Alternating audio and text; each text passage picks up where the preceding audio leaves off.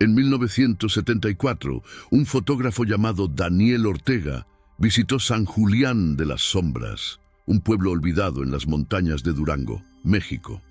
Tomó 127 fotografías.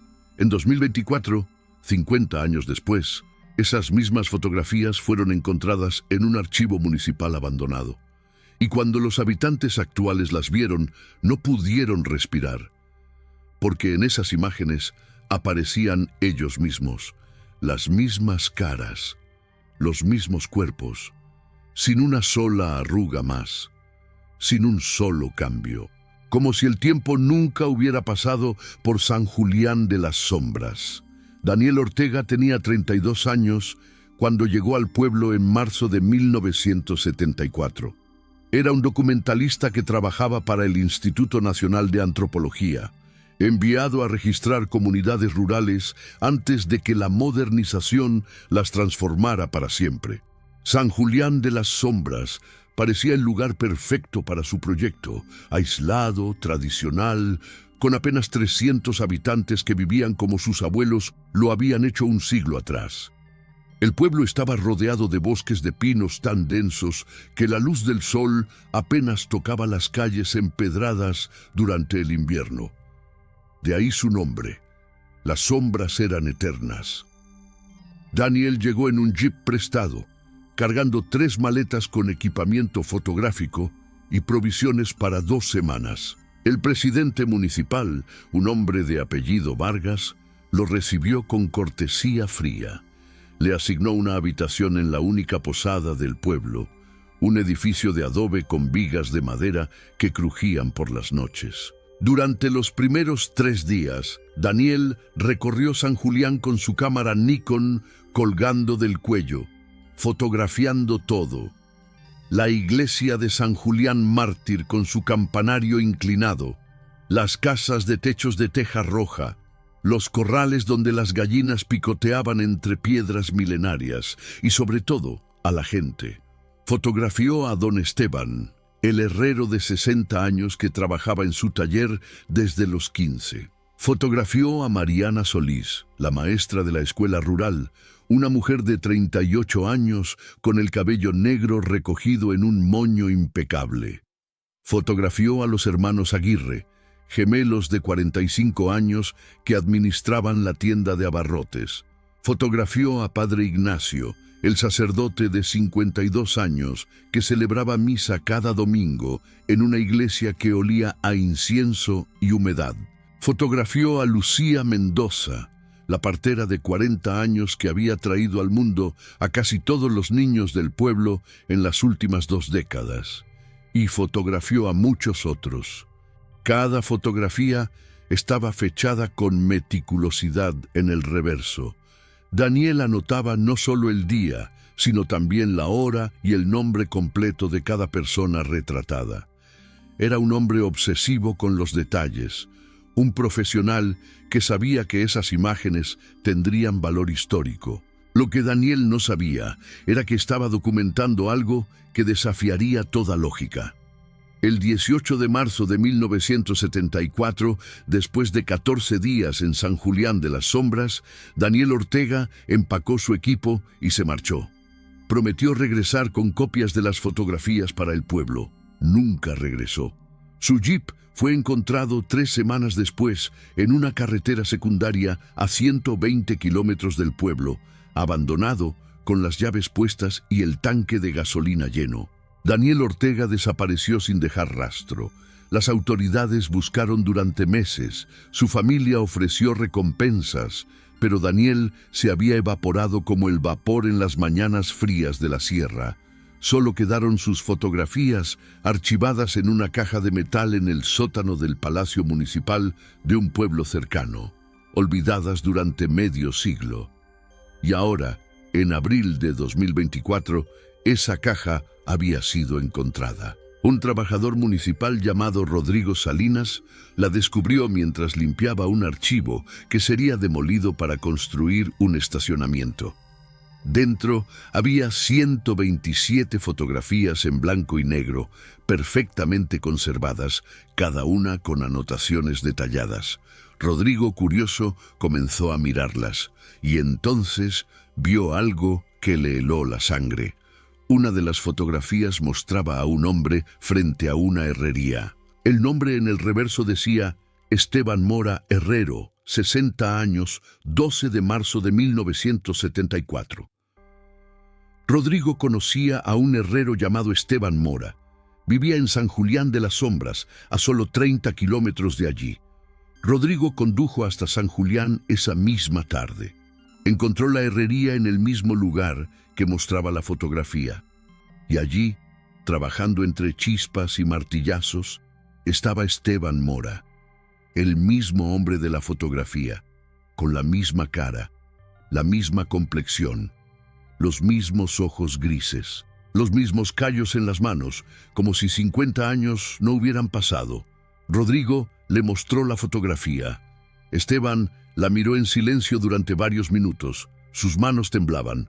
Finalmente dijo: «Yo no estaba vivo en 1974, nací en 1988. Pero la fotografía no mentía, y el parecido no era familiar, era exacto. Hasta el lunar en la mejilla izquierda, hasta la cicatriz en la ceja derecha, hasta la forma en que sus dedos se curvaban alrededor del martillo». Rodrigo no se detuvo ahí. Regresó con más fotografías. Buscó a Mariana Solís, la maestra. La encontró enseñando en la misma escuela rural, en el mismo edificio que aparecía en la foto de 1974. Mariana tenía 38 años en 2024, la misma edad que la Mariana de la fotografía de 1974, y eran idénticas. Los hermanos Aguirre seguían administrando la tienda de abarrotes. Tenían 45 años, exactamente la misma edad que en 1974. Padre Ignacio celebraba misa los domingos. 52 años. Lucía Mendoza seguía siendo partera. 40 años. Todos ellos congelados en el tiempo, o repetidos, o algo mucho más oscuro. Rodrigo llevó las fotografías al pueblo. Convocó a una reunión en la plaza central.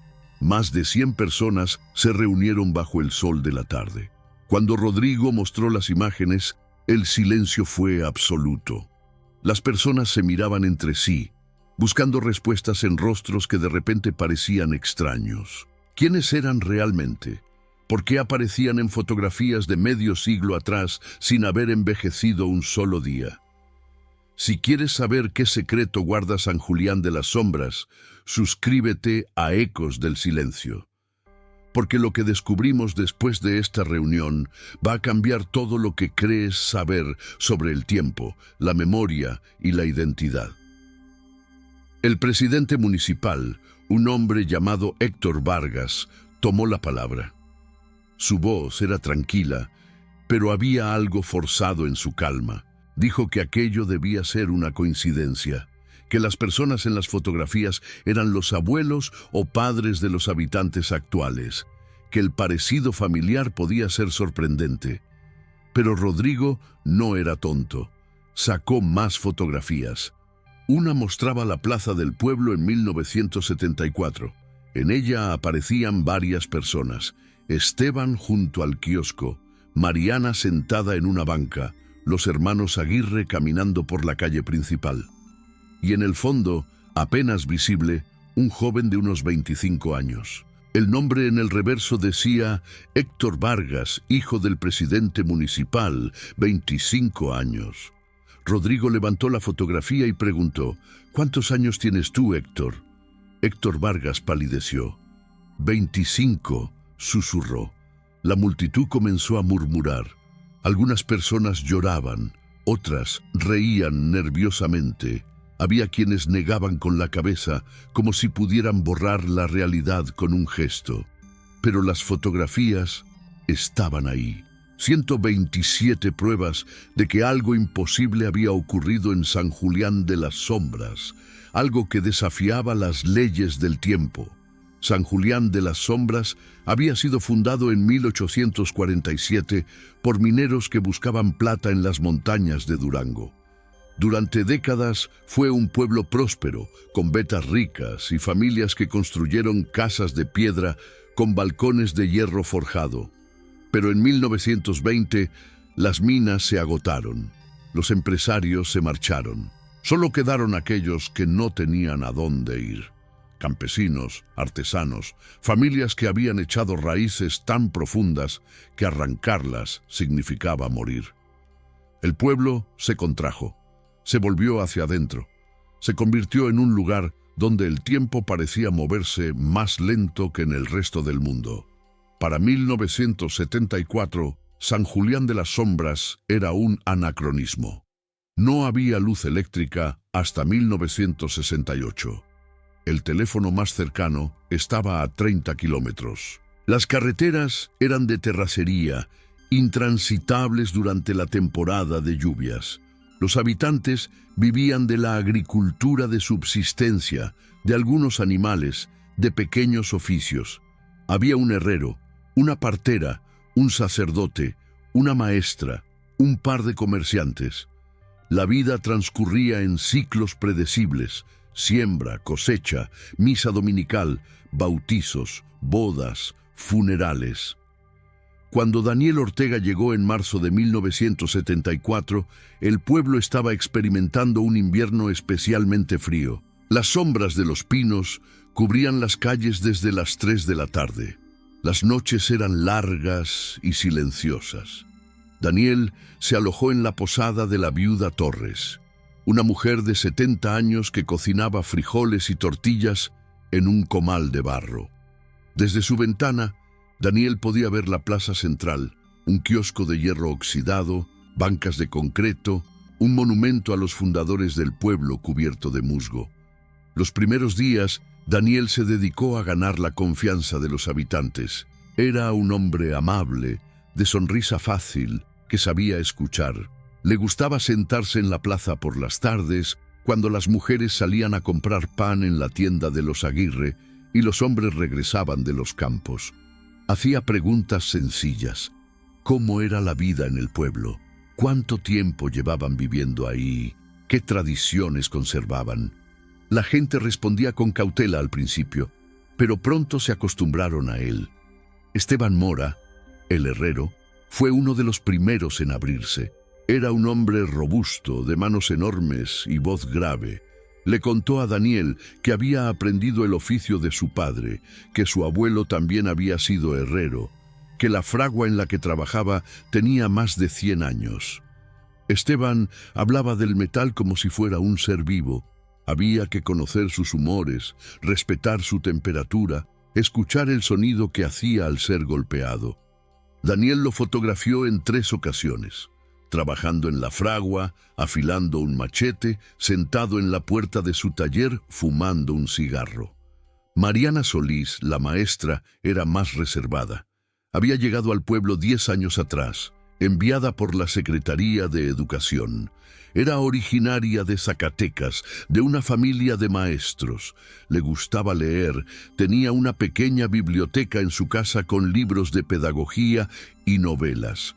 Enseñaba a 40 niños en un solo salón, divididos en 6 grados. Daniel la fotografió leyendo en el patio de la escuela, rodeada de niños que escuchaban con atención una historia sobre la Revolución Mexicana. Los hermanos Aguirre, Tomás y Rafael, eran gemelos idénticos que nunca se habían casado. Vivían juntos en la parte trasera de su tienda, en 2 habitaciones separadas por una cortina de tela. Tomás era quien atendía el mostrador. Rafael llevaba las cuentas. Vendían de todo un poco: harina, azúcar, jabón, velas, alcohol, cigarros. La tienda olía a canela y a madera vieja. Daniel los fotografió juntos, detrás del mostrador, con expresiones serias que apenas ocultaban un sentido del humor compartido. Padre Ignacio había llegado a San Julián en 1960, enviado por el obispado después de que el párroco anterior muriera de neumonía. Era un hombre culto que había estudiado en el seminario de Guadalajara, que conocía latín y griego. Pero también era un hombre cansado. La soledad del pueblo lo había erosionado. Celebraba misa los domingos para una congregación que disminuía cada año. confesaba los mismos pecados una y otra vez. Daniel lo fotografió en el púlpito, con las manos levantadas en bendición, la luz de una ventana iluminando su rostro demacrado. Lucía Mendoza, la partera, era hija de partera y nieta de partera. Conocía cada planta medicinal que crecía en las montañas, cada técnica para facilitar un parto difícil, cada oración para proteger a madre e hijo. Las mujeres del pueblo la llamaban cuando sentían las primeras contracciones. Lucía llegaba con su maletín de cuero gastado, lleno de tijeras, hilos, ungüentos. Había traído al mundo a más de 200 niños en 25 años. Daniel la fotografió en su casa, rodeada de frascos con hierbas secas, con las manos suaves que habían sostenido tantas vidas nuevas. Durante 2 semanas, Daniel documentó todo. Fotografió las calles empedradas, las casas de adobe, los corrales, los campos de maíz. Fotografió a niños jugando canicas en la plaza, a mujeres lavando ropa en el río, a hombres arreando burros cargados de leña. Pero sobre todo, fotografió rostros, porque Daniel creía que en los rostros estaba la historia verdadera de un pueblo. Las arrugas que contaban años de trabajo, las sonrisas que ocultaban pérdidas, las miradas que guardaban secretos. El 17 de marzo de 1974, su última noche en San Julián, Daniel escribió en su diario de campo. La entrada decía: «Hay algo extraño en este lugar, no puedo explicarlo, es como si el pueblo estuviera fuera del tiempo. Las personas hablan del pasado como si fuera presente. Los niños parecen repetir exactamente los gestos de sus padres. Hay una sensación de circularidad, de eterno retorno. Mañana me marcho, pero una parte de mí quiere quedarse, para entender qué es lo que hace de San Julián de las Sombras un lugar tan diferente al resto del mundo». Daniel partió al amanecer del 18 de marzo. Algunos habitantes salieron a despedirlo. Esteban le regaló un cuchillo forjado a mano. Mariana le dio un libro de poesía mexicana. Los hermanos Aguirre le prepararon provisiones para el viaje. Padre Ignacio lo bendijo. Lucía le advirtió que manejara con cuidado, que las carreteras de montaña eran peligrosas. Daniel prometió enviar copias de las fotografías en un mes. Subió a su jeep y se alejó por el camino de terracería, levantando una nube de polvo que tardó varios minutos en asentarse.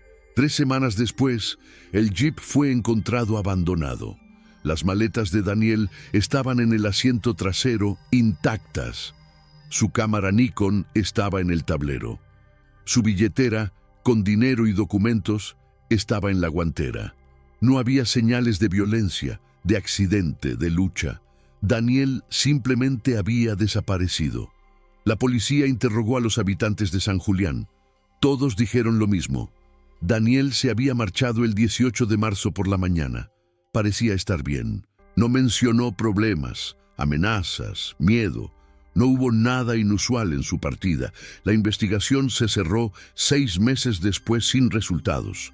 La familia de Daniel lo declaró legalmente muerto en 1981. Sus fotografías quedaron olvidadas en un archivo municipal, y San Julián de las Sombras regresó a su silencio de siempre, envuelto en las sombras eternas de sus bosques de pinos. 50 años pasaron, y entonces Rodrigo Salinas encontró la caja de metal. Después de la reunión en la plaza, San Julián de las Sombras entró en una especie de histeria colectiva. Las personas dejaron de trabajar, se encerraron en sus casas, algunos lloraban sin control, otros reían con una risa quebrada que sonaba más a locura que a alegría. Había quienes se miraban al espejo durante horas, buscando en sus propios rostros alguna señal de que estaban envejeciendo, de que el tiempo seguía su curso normal, pero no encontraban nada. Se veían exactamente como en las fotografías de 1974.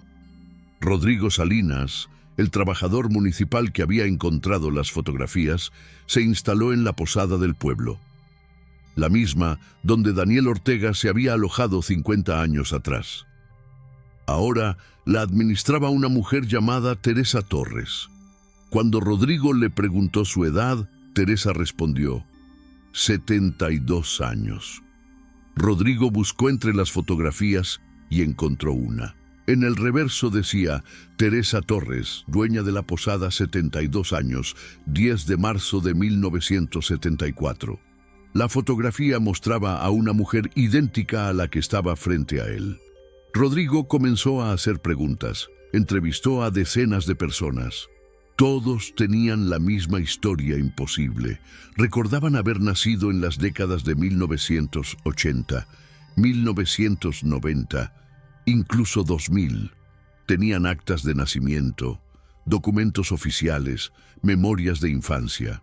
Pero las fotografías los mostraban en 1974, con las mismas edades que tenían ahora en 2024. Era como si dos realidades se hubieran superpuesto. Una en la que habían vivido vidas normales, naciendo y creciendo. Otra en la que habían existido desde siempre, inmutables, eternos. Rodrigo llamó a las autoridades estatales. Vinieron investigadores del gobierno, antropólogos, sociólogos, incluso un equipo de la Universidad Nacional Autónoma de México. Tomaron muestras de ADN de los habitantes del pueblo. Revisaron archivos parroquiales, registros civiles, censos antiguos. Los resultados fueron desconcertantes. Según los registros oficiales, San Julián de las Sombras había sido refundado en 1988. Los documentos indicaban que el pueblo original había sido abandonado en 1975, después de una epidemia que mató a casi toda la población. Los sobrevivientes se marcharon. El pueblo quedó vacío durante 13 años. Luego, en 1988, un grupo de familias llegó desde diferentes partes de Durango y se estableció en las casas abandonadas. Repararon techos, limpiaron calles, reabrieron la iglesia. Le dieron al pueblo el mismo nombre que había tenido antes: San Julián de las Sombras. Pero las fotografías de Daniel Ortega contradecían esa versión. Mostraban un pueblo habitado en 1974, lleno de vida, de actividad. Y mostraban a personas que supuestamente no deberían haber existido hasta 14 años después. Los investigadores universitarios propusieron varias hipótesis. La primera era que las fotografías eran falsificaciones, creadas con algún propósito oscuro. Pero los análisis forenses demostraron que el papel fotográfico, la emulsión, el revelado, todo correspondía a 1974. No había manipulación digital porque no existía tecnología digital en 1974.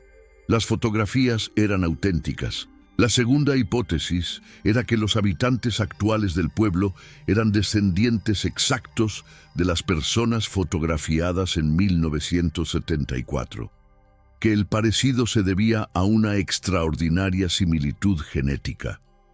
Pero las pruebas de ADN demostraron algo imposible. Los habitantes actuales no eran descendientes de las personas en las fotografías. Eran las mismas personas, genéticamente idénticos. La tercera hipótesis era la más perturbadora: que algo en San Julián de las Sombras había detenido el tiempo, o lo había doblado, o había creado un bucle temporal en el que las mismas personas vivían las mismas vidas una y otra vez, sin envejecer, sin cambiar, sin recordar que ya habían existido antes. Un físico de la UNAM llamado Dr. Ramírez viajó al pueblo para realizar mediciones. Trajo equipos sofisticados, relojes atómicos, sensores de radiación, detectores de anomalías gravitacionales. Durante una semana, el Dr. Ramírez y su equipo recorrieron San Julián, tomando lecturas, analizando datos. Los resultados fueron inquietantes. Los relojes atómicos mostraban discrepancias. En la plaza central del pueblo, el tiempo transcurría aproximadamente un 0.3% más lento que en las áreas circundantes. Era una diferencia mínima, imperceptible para los habitantes, pero estadísticamente significativa. En 50 años, esa diferencia acumulada significaba aproximadamente 5 meses de tiempo perdido. No era suficiente para explicar por qué las personas no habían envejecido nada, pero era evidencia de que algo extraño estaba sucediendo. Los sensores de radiación detectaron niveles anormales de cesio-137 en el suelo alrededor de la plaza. Cesio-137 es un isótopo radiactivo que no ocurre naturalmente. Se produce en reactores nucleares o en explosiones atómicas. Su presencia en San Julián no tenía explicación. No había instalaciones nucleares en cientos de kilómetros. No había historia de pruebas atómicas en la región. Sin embargo, ahí estaba el cesio, enterrado a 2 metros de profundidad, formando un círculo perfecto de aproximadamente 100 metros de diámetro con centro en el kiosco de la plaza. El doctor Ramírez entrevistó a los habitantes más ancianos del pueblo. Preguntó si recordaban eventos inusuales en las décadas de 1960 o 1970. Una anciana llamada Sofía Mendoza, de 80 años según su acta de nacimiento, pero que se veía de 60, le contó una historia. Dijo que su madre, antes de morir en 2010, le había hablado de los ingenieros que vinieron de la capital. Según Sofía, en 1969, un grupo de hombres con equipo sofisticado llegó a San Julián. Dijeron que trabajaban para el gobierno federal, que estaban realizando estudios geológicos en busca de minerales. Instalaron maquinaria en la plaza, perforaron el suelo, tomaron muestras, trabajaron durante 3 meses, luego se marcharon sin explicaciones. Poco después, la gente comenzó a notar cosas extrañas, relojes que se atrasaban, alimentos que tardaban más en descomponerse, semillas que germinaban más lento de lo normal. Pero nadie le dio importancia. Eran campesinos, no científicos. Pensaron que era su imaginación. El doctor Ramírez solicitó acceso a archivos gubernamentales de 1969. Lo que encontró lo dejó helado. Había documentos clasificados que mencionaban un proyecto Cronos, un experimento secreto llevado a cabo por el gobierno mexicano en colaboración con científicos extranjeros. El objetivo del proyecto era investigar la posibilidad de manipular el flujo del tiempo mediante campos electromagnéticos de alta intensidad y exposición a materiales radiactivos. San Julián de las Sombras había sido elegido como sitio de prueba por su aislamiento y su baja población. Los documentos indicaban que el experimento había sido realizado entre enero y marzo de 1969. Se instaló un dispositivo experimental en el subsuelo de la plaza central. El dispositivo generaba un campo temporal localizado que, en teoría, debería haber ralentizado ligeramente el paso del tiempo en un radio de 100 metros. El experimento duró 72 horas. Luego, el dispositivo fue desactivado y enterrado. Los científicos se marcharon. El proyecto fue cancelado 6 meses después por resultados negativos y riesgos imprevistos. Pero algo había salido mal. El dispositivo no había sido desactivado completamente, o había mutado, o había generado algún efecto secundario que los científicos no previeron. Porque 55 años después, San Julián de las Sombras seguía atrapado en una anomalía temporal. El doctor Ramírez presentó sus hallazgos a las autoridades federales. Exigió que se excavara la plaza para recuperar el dispositivo y neutralizar sus efectos. Pero el gobierno negó que el proyecto Cronos hubiera existido. Clasificó los documentos como errores administrativos y archivos apócrifos. Prohibió cualquier excavación en San Julián bajo el pretexto de proteger un supuesto patrimonio arqueológico. Rodrigo Salinas, frustrado, decidió actuar por su cuenta. Una noche, junto con Esteban el Herrero y los hermanos Aguirre, cavó en la plaza central. A 2 metros de profundidad encontraron algo, una estructura metálica del tamaño de un refrigerador, cubierta de óxido pero aún intacta. Había cables, placas de circuitos y en el centro una esfera de metal que emitía un zumbido casi imperceptible. La esfera estaba caliente al tacto, como si estuviera activa. No se atrevieron a tocarla. Cubrieron el agujero y juraron mantenerlo en secreto, porque si el gobierno descubría que habían encontrado el dispositivo, vendría a arrebatárselo. Y entonces nunca sabrían la verdad. La noticia de las fotografías y la anomalía temporal se filtró a la prensa nacional en junio de 2024. Periodistas de Ciudad de México, Monterrey y Guadalajara viajaron a San Julián de las Sombras. El pueblo se convirtió en una sensación mediática. Las fotografías de Daniel Ortega circularon en redes sociales. Millones de personas debatían si eran reales o un elaborado engaño. Algunos veían en San Julián una prueba de fenómenos paranormales. Otros lo consideraban un experimento gubernamental encubierto. Había quienes proponían explicaciones científicas, agujeros de gusano microscópicos, burbujas de espacio-tiempo, efectos cuánticos a escala macroscópica. Los habitantes del pueblo reaccionaron de formas diversas. Algunos se negaban a hablar con periodistas, otros se convirtieron en celebridades locales, dando entrevistas, vendiendo souvenirs, cobrando por fotografías. La tienda de los hermanos Aguirre se llenó de turistas que compraban postales y camisetas con el lema San Julián de las Sombras, donde el tiempo no pasa. Pero no todos estaban contentos. Mariana Solís, la maestra, comenzó a experimentar crisis de identidad. Se miraba al espejo y se preguntaba quién era realmente. ¿Era la mujer que recordaba haber nacido en 1986? ¿O era la mujer que aparecía en una fotografía de 1974? ¿Cómo podían coexistir ambas realidades? Su mente no lograba reconciliar las contradicciones. Comenzó a tener pesadillas en las que vivía la misma vida una y otra vez, despertando cada mañana para enseñar a los mismos niños las mismas lecciones, atrapada en un ciclo eterno. Esteban el herrero dejó de trabajar. Pasaba horas sentado en la puerta de su taller, fumando cigarros, mirando la plaza como si esperara que alguien le diera respuestas.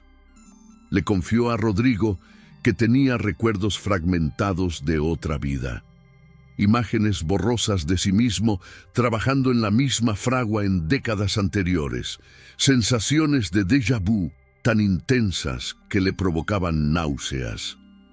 Es como si hubiera vivido esto antes, le dijo. Muchas veces. Y cada vez olvido que ya lo viví. Padre Ignacio convocó a una misa especial. La iglesia se llenó hasta el límite. En su homilía, el sacerdote habló del tiempo como un misterio divino. Citó Eclesiastés. Lo que fue, eso será. Y lo que se hizo, eso se hará. No hay nada nuevo bajo el sol. Sugirió que tal vez San Julián de las Sombras era un lugar elegido por Dios para demostrar que el tiempo humano era una ilusión, que solo la eternidad era real. Algunos feligreses lloraron, otros se sintieron reconfortados, pero la mayoría salió de la iglesia con más preguntas que antes. Lucía Mendoza, la partera, tomó un enfoque diferente. Comenzó a investigar los nacimientos en el pueblo, revisó sus propios registros de los últimos 25 años. Descubrió algo escalofriante. Cada niño nacido en San Julián desde 1988 era genéticamente idéntico a algún niño nacido en generaciones anteriores. Era como si el pueblo estuviera reciclando las mismas almas, los mismos cuerpos, las mismas vidas. Lucía compartió sus hallazgos con el doctor Ramírez. Juntos concluyeron que la anomalía temporal no solo afectaba el envejecimiento, afectaba la reproducción, la genética, la misma esencia de lo que significaba estar vivo en San Julián de las Sombras. En agosto de 2024, ocurrió algo que cambió todo. Un hombre llamado Gabriel Ortega llegó al pueblo. Era sobrino de Daniel Ortega, el fotógrafo desaparecido. Gabriel tenía 52 años, era ingeniero eléctrico y había dedicado décadas a buscar a su tío. Cuando se enteró del descubrimiento de las fotografías, viajó inmediatamente a San Julián. Gabriel trajo consigo el diario de campo completo de Daniel. Lo había encontrado entre las pertenencias de su tío, guardado en el ático de la casa familiar. El diario contenía entradas que no habían sido publicadas, notas privadas que Daniel escribió durante su estancia en el pueblo. La última entrada, fechada el 17 de marzo de 1974, era perturbadora. Rodrigo leyó la entrada en voz alta durante otra reunión en la plaza. La voz de Daniel Ortega, preservada en tinta descolorida, resonó en el silencio. Esta noche tuve un sueño extraño. Soñé que regresaba a San Julián dentro de 50 años. El pueblo era exactamente igual. Las mismas casas, las mismas calles, las mismas personas. Esteban trabajaba en su herrería. Mariana enseñaba en la escuela. Los hermanos Aguirre vendían en su tienda. Todos idénticos a como son ahora. Les pregunté si me recordaban y me miraron con confusión. Dijeron que nunca me habían visto antes. Fue entonces cuando me di cuenta. Yo también era el mismo. Tenía 32 años, la misma edad que tengo ahora. Como si el tiempo se hubiera detenido. O como si estuviera destinado a repetirse eternamente. Desperté sudando. Hay algo en este lugar que no entiendo. Algo antiguo. Algo que existía antes de las casas, antes de las personas. Algo que convierte a San Julián en una trampa del tiempo. Había más. En una página arrancada del diario, Daniel había dibujado un mapa del pueblo. En el centro de la plaza, había dibujado un símbolo, una espiral dentro de un círculo. Al lado había escrito, la fuente, desenterrar, destruir. Gabriel Ortega explicó que su tío había desaparecido porque intentó regresar a San Julián para desenterrar lo que había debajo de la plaza. Probablemente descubrió el dispositivo del proyecto Cronos antes que nadie, y tal vez al intentar destruirlo algo salió mal. Tal vez fue absorbido por la anomalía temporal. Tal vez seguía vivo en algún lugar, atrapado en un bucle, viviendo los mismos días una y otra vez. Rodrigo, Esteban, los hermanos Aguirre y Gabriel decidieron terminar lo que Daniel había empezado. En la madrugada del 15 de septiembre de 2024, excavaron nuevamente en la plaza. Esta vez fueron más profundo. Encontraron el dispositivo y junto a él encontraron algo más, un esqueleto humano, vestido con ropas de los años 70, con una cámara Nikon colgando del cuello. Era Daniel Ortega. Había muerto intentando destruir el dispositivo, pero el dispositivo seguía activo. La esfera metálica zumbaba, emitiendo un pulso electromagnético constante. Gabriel, usando sus conocimientos de ingeniería, intentó desactivarla. Cortó cables, retiró placas, desconectó circuitos. Finalmente, arrancó la esfera del núcleo del dispositivo. El zumbido se detuvo. Por un momento, no pasó nada. Luego, las personas del pueblo sintieron algo extraño. Una sensación de vértigo, de aceleración, como si el tiempo, detenido durante décadas, de repente se pusiera en marcha. Mariana Solís se tocó el rostro y sintió las primeras arrugas formándose. Esteban miró sus manos y vio manchas de la edad apareciendo. Los hermanos Aguirre se miraron entre sí y vieron canas brotando en sus cabellos. El tiempo había regresado a San Julián de las Sombras, y con él 50 años de envejecimiento que había sido pospuesto. Las personas comenzaron a envejecer a una velocidad alarmante. En cuestión de horas, ganaron décadas. Algunos ancianos que habían permanecido en sus 60 o 70 durante medio siglo, de repente se convirtieron en centenarios y murieron, silenciosamente, pacíficamente, como si el tiempo simplemente los hubiera alcanzado. En una semana, San Julián de las Sombras perdió a 120 de sus 300 habitantes. Los que sobrevivieron eran aquellos que, según la línea temporal real, aún no habían llegado al final de sus vidas. Mariana Solís ahora tenía 88 años. Esteban tenía 110. Los hermanos Aguirre tenían 95. Pero estaban vivos y finalmente podían envejecer, podían morir, podían ser humanos otra vez. Gabriel Ortega llevó los restos de su tío de regreso a la ciudad. Le dio un entierro apropiado y conservó la esfera metálica del dispositivo que ahora estaba inerte, como prueba de lo que el gobierno había hecho. Amenazó con hacerla pública si las autoridades no admitían la existencia del proyecto Cronos. Hasta ahora, el gobierno permanece en silencio. San Julián de las Sombras nunca será el mismo. El pueblo que fue congelado en el tiempo durante 50 años, ahora envejece normalmente. Los turistas ya no vienen. Las fotografías de Daniel Ortega se exhiben en el museo local, un recordatorio de lo que fue.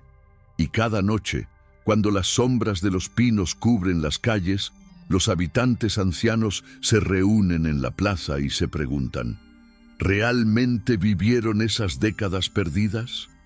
¿O fueron solo un sueño del que acaban de despertar? Comparte este episodio con alguien que necesite escuchar esta historia.